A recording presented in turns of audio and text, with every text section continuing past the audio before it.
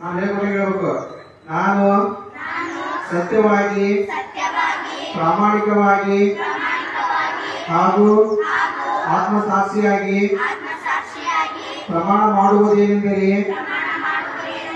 ನಾನು ವಾಸಿಸುವ ಸುತ್ತಮುತ್ತಲಿನ ಪ್ರದೇಶ ಹಾಗೂ ನಾನು ಕೆಲಸ ಮಾಡುವ ಸ್ಥಳದಲ್ಲಿ ಯಾವುದೇ ಬಾಲಕಾರ್ಮಿಕರು ಕಂಡು ಬಂದಲ್ಲಿ ನೇಮಿಸಿಕೊಂಡ ಮಾಲೀಕರು ಹಾಗೂ ಪೋಷಕರಿಗೆ ತಿಳುವಳಿಕೆ ನೀಡಿ ಮಗುವನ್ನು ಶಾಲೆಗೆ ಸೇರಿಸುತ್ತೇನೆ.